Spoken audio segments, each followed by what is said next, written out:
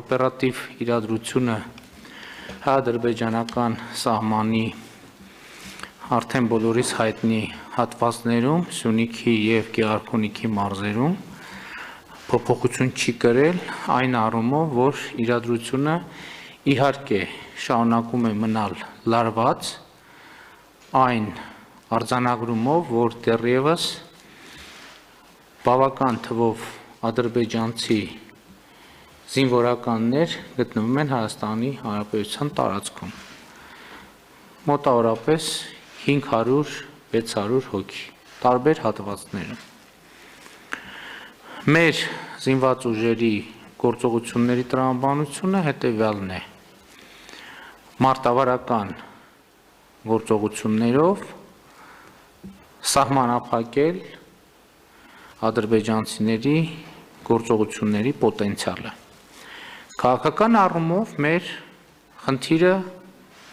հետևյալն է. առաջինը թույլ չտալ, որ իրավիճակը դուրս գա վերահսկողությունից, այսինքն մաքսիմանը անել պատերազմական կամ ռազմական բախման որևէ սցենար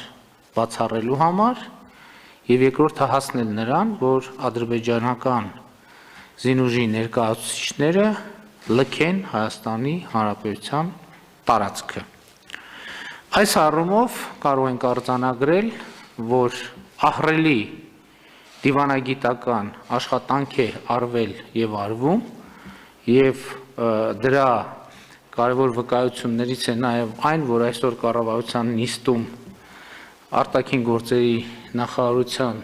տեղը թափուր է, որովհետև ԱԳՆ մեր բոլոր գործընկերները հենց այս պահին օպերատիվ զբաղվում են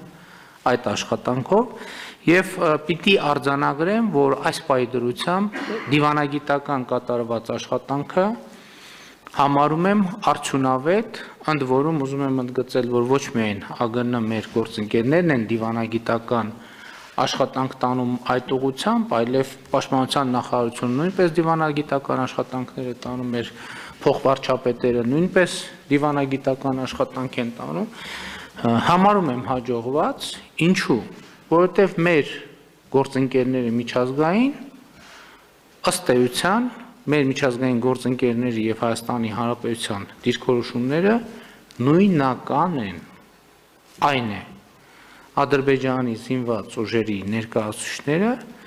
պետք է լքեն Հայաստանի Հանրապետության տարածքը։ Ըստ էության սա մի փաստ է,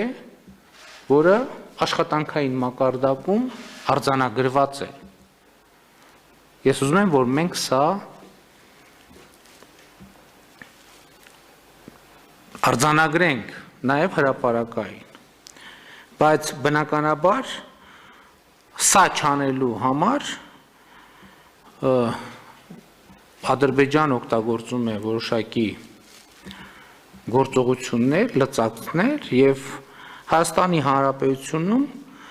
ունի անսպասելի կամ հիմա արդեն կարող ենք ասել, որ ունի շատ սպասելի դաշնակիցներ, բառից բուն իմաստով դաշնակիցներ։ Ես Անվտանգության խորհրդի նախորդ նիստերից մեկում արձանագրեցի, որ ժամանակակից աշխարհում տեղեկատվական պայքարը թերևս երբեմն ավելի կարևոր է լինում, քան բուն դաշտում տեղի ունեցողը, և կրկին ուզում եմ ասել, որ չեմ խուսափի այդ բառից, Ադրբեջանի Հանրապետությունը Հայաստանի Հանրապետության քաղաքական վերնախավում ունի տեղեկատվական պայքարի գործակալներ,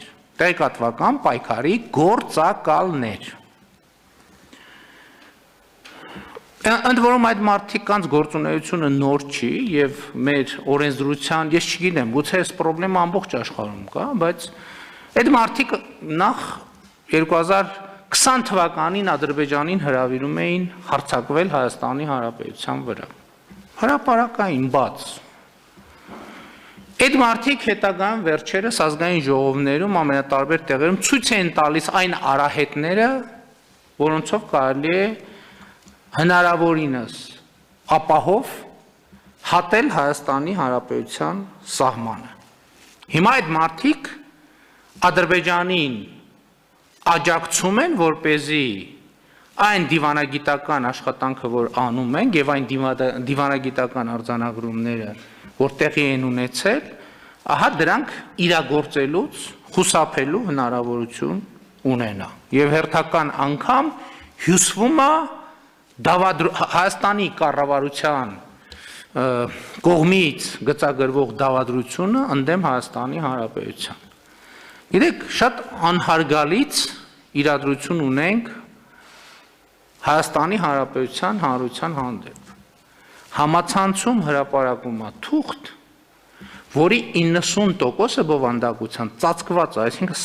սևով փակած է։ Եվ դա ներկայացվում է որպես ապացույց,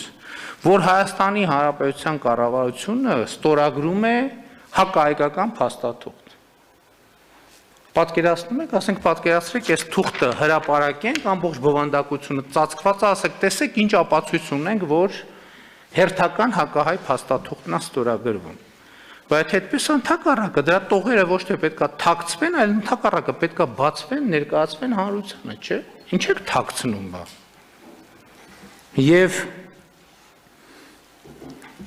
Եվ սա իհարկե էլի ասում եմ, այս գործողությունները այլ կերպ, քան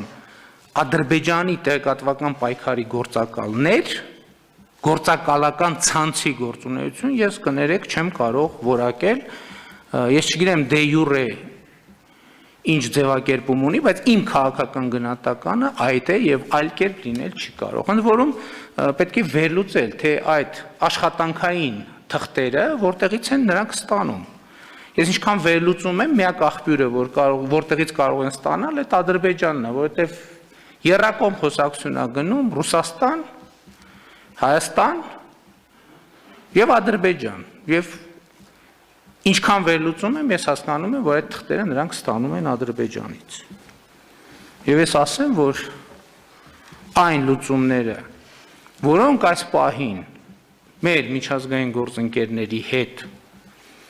ձեռք են բերված նախնական համաձայնություններ, այդ լուծումները 100% համապատասխանում են Հայաստանի շահերին, 100%, ոչ թե 99.9, եւ այո, եթե Ադրբեջանը այդ պայմանավորվածությունների իրագործի եւ այն պայմաններում ինչ որ խոսել ենք, այո, ես այդ թուղթը ստորագրելու եմ, որովհետեւ դա 100% համապատասխանում է Հայաստանի ազգային շահերին։ Ես այդ թուղթը պարզապես չեմ հրապարակի, որովհետեւ կոռեկտ չի։ Աշխատանքային թուղթը բանակցություններ են ընթանում, առաջարկներ կան եւ այլն եւ այլն։ Հաջորդը, ուրեմն ադրբեջանական պրոպագանդիստական մեքենան հրապարակում է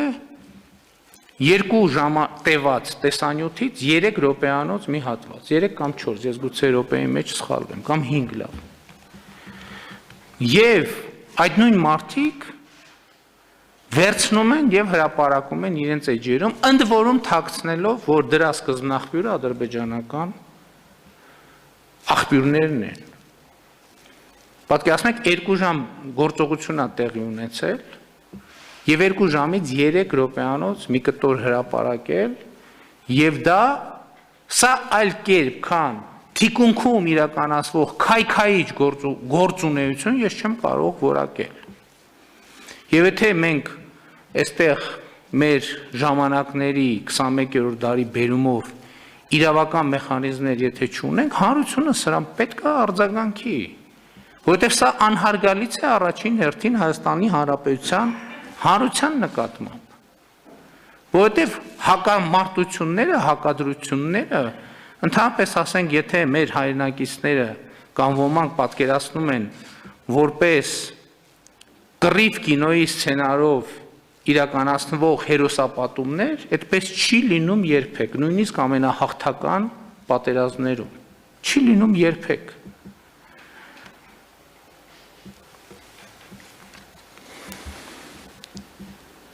Ուզում եմ անդրադառնալ այն հարցին, թե ինչպես է հնարավոր դարձել, որ ադրբեջանական զինծառայողները անցնեն հայ-ադրբեջանական սահմանը։ Նախ ուզում եմ ասել, հարգելի գործընկերներ, որ պատերազմից հետո մեր երկրի արտաքին սահմանը երկարել է մի քանի 100 կիլոմետրով, մի քանի 100 կիլոմետրով։ Եվ այն հատվածներում, որտեղ գործ ունենք, դրանք բարդ ռելիեֆով լեռնային հատվածներ են, որտեղ տարվա մեծ մասը լինում է ձյան տակ, եւ որտեղ ընդհանրապես որևէ ինժեներական աշխատանք իրականացնել հնարավոր չէ։ Ինչպիսի վիճակում է այսօր այդ հատվածներում սահմանը հայկական կողմից, նույն վիճակում է ճշգրիտ նույն վիճակում է ադրբեջանական կողմից։ Այստեղ ուրիշ խնդիր կա, որ նոյեմբերի 9-ի հայտարարության բովանդակության հետ այսօրվա իրավիճակը պետք է համադրենք, որովհետև այո, մեր գնահատմամբ ադրբեջանական զորքերի շարժը ուղիղ հակասության մեջ է նոյեմբերի 9-ի հայտարարության, եռակողմ հայտարարության հետ, եւ այստեղ նույնպես պետք է որոշակի դիրքորոշումներ արտահայտենք եւ դիվանագիտական աշխատանք իրականացնենք սա արձանագրելու համար։ Շատ է խոսվում այն մասին, որ Հայաստանի Հանրապետությունը առանց զինված դիմադրության դիմել է հավաքական անվտանգության պայմանագրի կազմակերպությանը։ Բոլոր այն մարդիկ, ովքեր գոնե մի քանի պարբերություն կարդացել են հավաքական անվտանգության պայմանագրի կազմակերպության պայմանագրերից, նրանք կիմանան, որ հավաքական անվտանգության պայմանագրի կազմակերպությունը հենց դրա համար է, որ ճգնաժամային իրավիճակները հաղթահարվեն առանց կրակելու։ Դա կազմակերպություն չէ, որի շրջանակներում պետք է կրակել եւ մյուսներին հրավիրել կրակելու։ Դա կազմակերպություն է, որի մեխանիզմները պետք է կիրառվեն էսկալացիա թույլ չտալու եւ էսկալացիան քաղաքական դիվանագիտական ճանապարհով կարգավորելու համար եւ հենց սա է հավաքական անվտանգության պայմանագրի կազմակերպության էությունը, որովհետեւ եթե հապկ շրջանակներում սկսում են կրակոցները, մեծ հավանականությամբ դա կարող է վերածվել տարածաշրջանային մեծ պատերազմի, եթե չասենք որոշ սցենարների դեպքում նույնիսկ ավելի լայնամասշտաբ պատերազմի։ Եվ այս առումով շատ կարևոր է հասկանալ, թե ի վերջո որն էր ադրբեջանական կողմի գործողությունների նպատակը։ Տարբերակներից մեկը, որի մասին խոսել ենք, պատերազմի հրահրումներ եւ մեր ուշադրությունը պետք է կենտրոնացնենք այն հանգամանքի վրա, որ այդ գործողությունը առնվազն Սյունիքի հատվածով իրականացվում է Սյունիքի մարզի եւ Հայաստանի Հանրապետության տարածքի ամենանեղ հատվածում, որը մոտավորապես 26 կիլոմետր լայնություն ունի, եւ եթե իրադրությունը դուրս գար վերահսկողությունից, այնտեղ կարող էին անկառավարելի իրադարձություններ զարգանալ, որը հետո շատ մեծ խնդիրների առաջ կարող էր մեզ կանգնեցնել։ Այնպես որ մեր մոտեցումը, որ մենք որոշել ենք, որ հարցը լուծենք մեր անվտանգային միջազգային մեխանիզմներով, համարում եմ ճիշտ եւ այս պահի դրությամբ ամենայն դեպս արդարացնում է իրեն, բայց քանի դեռ փաստը տեղի չի ունեցել, մենք չենք կարող ասել, որ հասել ենք այդ ճանապարհով մեզ նպատակին։ Չի կարելի բացառել նաեւ այս ներքին process-ները դիտարկելով, որ այս գործողության նպատակը Հայաստանի ներքաղաքական process-ների վրա ազդեցություն ունենալն է, ընտրությունների արդյունքների վրա ազդեցություն ունենալը եւ գուցե նաեւ Հայաստանում գործող այդ պրոպագանդիստական գործակալական ցանցին քաղաքական աջակցություն ցուցաբերելը։ Բայց ընդհանուր առմամբ, հարգելի գործընկերներ, ես խոսեցի ադրբեջանական պրոպագանդայի մասին, բայց մենք ընդհանրապես կարծում եմ այս իրավիճակում պետք է գործենք բոլոր պրոպագանդաներից անդին, որովհետև պահը չափազանց պատասխանատու է եւ մենք հստակ արձանագրել ենք եւ շարունակում ենք արձանագրել, որ մեզ համար կարևոր է տարածաշրջանի կայունացումը, շատ է խոսվում դեմարկացիա, դելիմիտացիա սահմանների ճշգրտման մասին եւ հիմա էլ այս փաստով են փորձում հայ հանրությանը վախեցնել եւ ահաբեկել։ Ես ուզում եմ ամենայն պատասխանատվությամբ ասել, եւ դա իմ դիրքորոշումն է, որ սահմանների ճշգրտումը ինչքան պետք է Ադրբեջանին, այնքան էլ պետք է Հայաստանի Հանրապետությանը, որովհետեւ սահմանների ճշգրտումը, անվտանգ սահմանների ճշգրտումը, արձանագրումը եւ ի վերջո ինչ որ փուլում դեմարկացիան եւ դելիմիտացիան անվտանգային կարևորագույն երաշխիք է, անվտանգային կարևորագույն երաշխիք։ Բայց պետք է հասկանանք, որ դա պարզ գործընթաց չէ, օրինակ յետխորհրդային երկրներից ես չգիտեմ, համենայն դեպս մեր տարածած շրջանում չկա երկիր, որը ավարտին է հասցրել դեմարկացիայի, դելիմիտացիայի եւ դեմարկացիայի process-ը։ Ես որպեսզի հանրությանը պարզ լինի, ուզում եմ բարձաբանել, թե ինչ է դելիմիտացիան, ինչ է դեմարկացիան։ Դելիմիտացիան այն գործընթացն է, երբ որ սահմանները գծագրվում են քարտեզների վրա, համաձայնեցվում են քարտեզների համար, դեմարկացիան արդեն տեղում ֆիքսում են, թե որոնք են, այսինքն քարտեզում նշված կետը կոնկրետ տեղանքի որ կետին է համապատասխանում։ Այսքան որ քննարկվում է GPS եւ այլն, այսինքն GPS-ով ստուգվում է, թե արդյոք այս կետը այն կետն է, որը նշված է քարտեզի վրա։ Շատ կարևոր եմ համարում կրկին արձանագրել կոմունիկացիաների բացումը տարածաշրջանի մեր կառավարության առաջնահերթություններից մեկն է, որովհետև կոմունիկացիաների բացումը ինչքան անհրաժեշտ է Ադրբեջանին,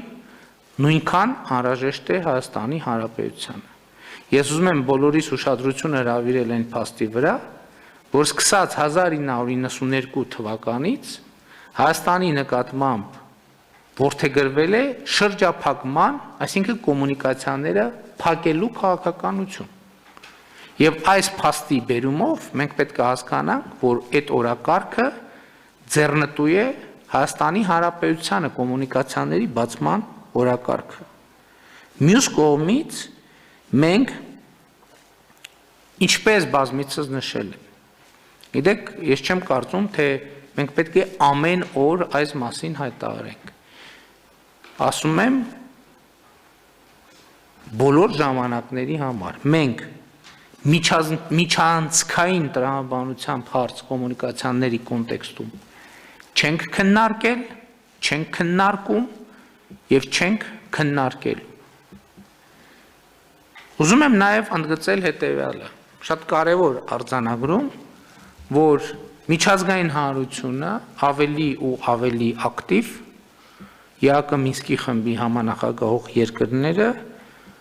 խոսում են Ղարաբաղի հարցի երկարատև քաղաքական կարգավորման անհրաժեշտության մասին։ Սա ինչով է կարևոր, կարևոր է նրանով, որ կա պնդում, թե Ղարաբաղի հարցը կարգավորված է։ Կարծում եմ հիմա արդեն կարող ենք արձանագրել, որ միջազգային հանրությունը արձանագրում է, որ Ղարաբաղի հարցը կարգավորված չէ եւ այն դեռ պետք է կարգավորվի։ Եվ ուզում եմ ընդգծել մեր կառավարության քաղաքական կամքը այո գնալ եւ կարգավորել հարցը, ինչի համար, որովհետեւ այս բոլոր դժվար, ցավոտ, պրոբլեմատիկ հարցերի կարգավորումը մեզ անհրաժեշտ է երկարաժամկետ առումով պատերազմի բացառման եւ Հայաստանի Հանրապետության եւ հայ ժողովրդի համար խաղաղ զարգացման դարաշրջան բացելու համար։ Սա հեշտ գործ չէ, սա չափազանց դժվար գործ է, այստեղ պետք է քաղաքական կամք, այստեղ պետք է նաև հարվածներ վերցնելու ընդունակություն, այստեղ պետք է հանրության հետ բաց ազնիվ անկեղծ երկխոսություն եւ մենք գնալու ենք այդ ճանապարհով։ Բայց ես ուզում եմ, որ մենք նաև իլյուզիաների չտրվենք։ Այո, այսօր Ադրբեջանի զինված ուժերը հատել են Հայաստանի Հանրապետության սահմանը եւ իմ ասած այս երկարաժամկետ գործընթացի բնականon մեկնարկի համար անհրաժեշտ է, որ Ադրբեջանի զինված ուժերը րոպե առաջ լքեն Հայաստանի Հանրապետության տարածքը։ Ընդհանուր առմամբ իդեալում մեր պատկերացումը հետևյալն է, որ հայ-ադրբեջանական սահմանի երկայնքով հիմա առավել ևս տվյալ տեղամասում թե Հայաստանի Հանրապետության, թե Ադրբեջանի զինված ուժերը պետք է ետ քաշվեն իրենց մշտական տեղակայման վայրեր եւ այդ հատվածներում հետագայում նաեւ ամբողջ սահմանի պահպանություն իրականացնեն սահմանապահ ծառայությունները, ինչի համար նրանք կոչված են։ Եվ սա իհարկե եմ ասում իլյուզիաների չտրվենք, այսպիսի լուծման գնալ հեշտ չի լինելու, որովհետև դա ունի բազմաթիվ բարդություններ, բայց այո, մենք այս ընթացքում իմիջայլոց անընդհատ դա առաջարկել ենք եւ շարունակում ենք առաջարկել, որովհետև դա այն ի վերջո լուծումն է, որը իսկապես նշան կլինի տարածաշրջանի կայունության, երկարաժամկետ կայունության համար։ Այսքանը որպես պարզաբանում վերջին օրերի գործընթացների վերաբերյալ եւ կրկին ուզում եմ մեր հանրությանը կոչ անել, չտրվել ադրբեջանական պրոպագանդայի հայաստանյան ցանցի սադրանքների եւ մենք հետեւողական աշխատում ենք եւ աշխատելու ենք Հայաստանի ազգային եւ պետական շահերը պաշտպանելու, Արցախի շահերը պաշտպանելու եւ իմ ձևակերպած խնդիրների լուծմանը հասնելու համար։ Շնորհակալ եմ։